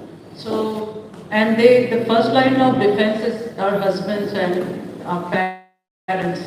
So there should be some say workshop of men so they can support their mothers and women. So because women have lots of responsibility, men they just have to earn, straightforward. But we have the emotional. We have to take care of the emotional well-being of the entire family and their upbringing and their education and everything. So I think husbands should be first support and to avoid all these mental illness and trauma. And so I please, as professionals, please emphasize on having workshops and more education for men also, please. Thank you. We need to have more workshops on that. And anyone would like to answer that? It was a general question. I think it all goes back again to childhood.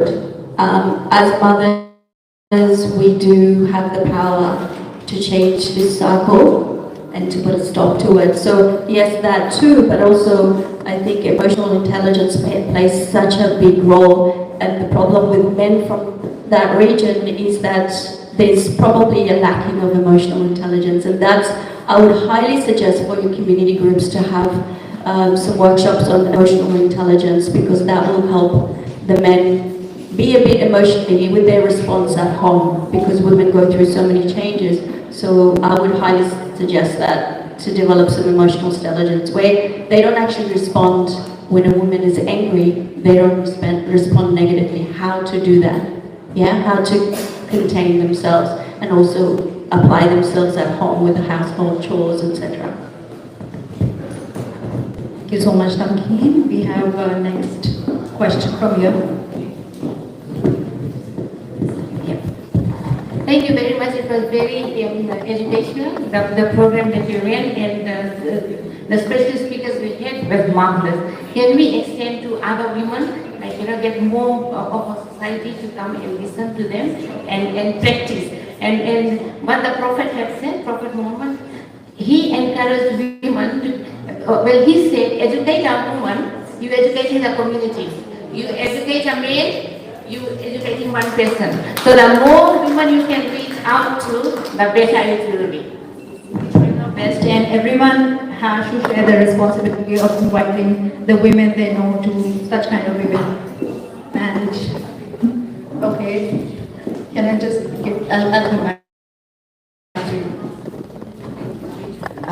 Hi, and thank you so much for such a lovely informative session to each of you. My question is, in a scenario when a family is going through a trauma or a setback, what are some tips that you will give a mother to help their young kids, especially when kids are they show that they're very resilient, but I think it's very important to identify or look for the signs to help them as well go through that trauma. Thank you. Okay, anyone who would like to answer that? Thank you. Thank you for the question. As a GP, we would frequently see a family member who comes in not to discuss their own health, but who's there because they're concerned about someone else. That could be a friend, it could be their own family. They've picked up on signs, they just want to chat, they want to discuss, they want to explore what those signs could mean. It may not be that, we come to answers within one consultation. The to and fro may be something along the lines, well, make sure you look out for this or that, and these are some other avenues, potential possibilities, and these are some other avenues that would be explored depending on the possibilities. But your family doctor would definitely be a good place to start the conversation. We would often see people who are concerned, who come in not because it's an appointment for their health, but something else that they're worried about other people. Just to extend on that, thank you, Doctor. It first of all depends on what kind of trauma. You need to actually define the trauma. What is it? Is it an external factor? Is it to do with their schooling? What's the age of the child? Because if they're a teenager, they are going through quite a high number of changes in their body, the changes at school, you know, all of that hormonal changes, all of that will play a factor. And the brain, of course, the brain does not develop until the age of 25. So their brain's still very, very young and immature, so they can't determine these things. But also, children do watch parents. We are the teachers of them by behavior. What you say, what you do, if you're speaking on the phone with relatives here and there, everywhere, if you're anxious, they will feel it. And then they will actually demonstrate that. So their trauma could be coming from a parent, but they can't actually speak. So if you've got health issues, physical, mental health, financial is also a big thing. Also your, relationship breakdown and all of that. You may think that you're hiding it from the child, but however way you behave, they will carry that. That is the trauma, that's the anxiety. Bye. So generally when a child presents with some trauma or behavioral symptoms, we offer family therapy. It's not treating the child, but as reiterated, it's how the dynamics and the interaction with the family.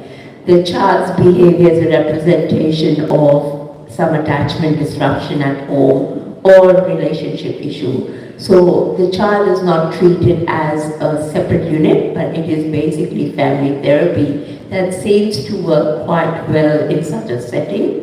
And as suggested is, we need to identify the trauma, the type of trauma, the behavior the child is displaying, and how the communication and the interactions happening in that family. We're looking at strengths, and so parents, parenting styles are also reviewed very clearly. How you're parenting, what kind of disciplinary measures are using, because that's how the child reacts. So we never label the child as having the problem. We're looking at more at the diverse family issues that becomes a problem. Sorry, just quickly on parenting styles. There's 4 different styles of parenting. There's the authoritative, which most of our cultures would like to display. That's the worst kind of parenting. There's the authoritative, one of the best styles of parenting, where it's like you're actually partnering with your child. You're guiding, you're coaching your child, right? And there's no severe punishments, right? And then there's the negligence, where you don't care. You're sleeping, you don't care about the food, you don't care about their clothes, and all of that. And then there's the one that overindulges the child without any discipline. So there has to be that balance. But please Google authoritative parenting style. That's one of the best. I'm asking this question for one of my friends who is here. She wants to know that how will you identify what kind of trauma you're affected or impacted with? As far as I know, like we have got acute, chronic and complex trauma. How will you identify what kind of trauma you're impacted by the most? Did I put the question correct? Right, my presentation is trauma. And it defines, so trauma can be defined as a deeply distressing or disturbing experience that overwhelms an individual's ability to cope, often resulting in lasting psychological, emotional, or physical effects. Trauma can arise from a wide range of events or circumstances: physical, sexual abuse, accident or injuries, natural disasters, violence, domestic violence, or assault, loss of a loved one, grief. So if you've lost a parent, a child, relatives, that's trauma. Witnessing traumatic events, so children witnessing their parents fight, hit each other, bash each other outside, that's trauma. Chronic distress, even physical illnesses, psychological, that's also trauma. Or negligent or abandoned, okay? And there's a lot more. You know, you are the driver of your journey, so you know the traumas that you've experienced, right? There's a lot more than that. I'm a war child trauma sufferer. I went through war, so yeah. A school bullying, right? Too much pressure on education with the children, that is also trauma.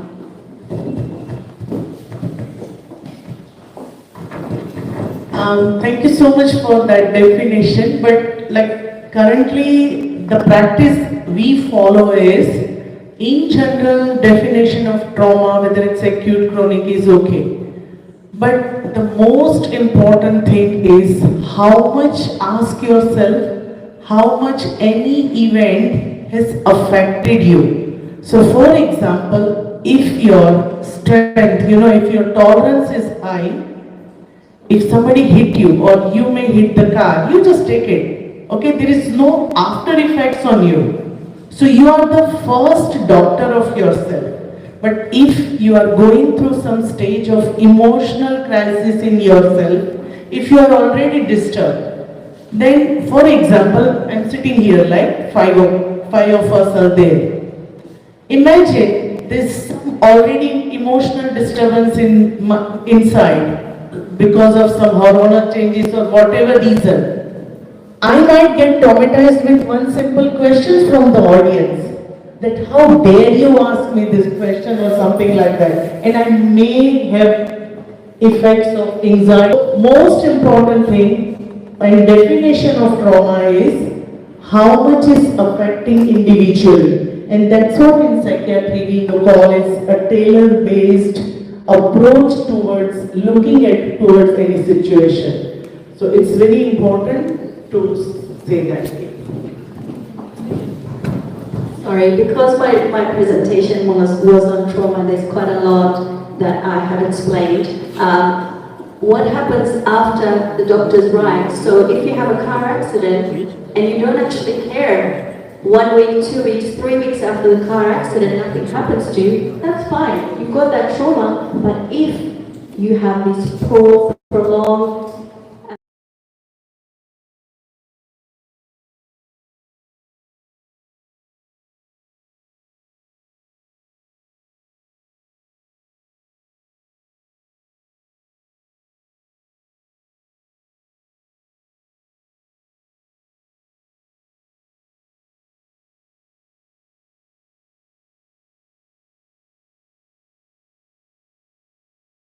Hi, my name is Liana. I'm a model and a law student at UTS, and I love to support local businesses in the area that really help people around.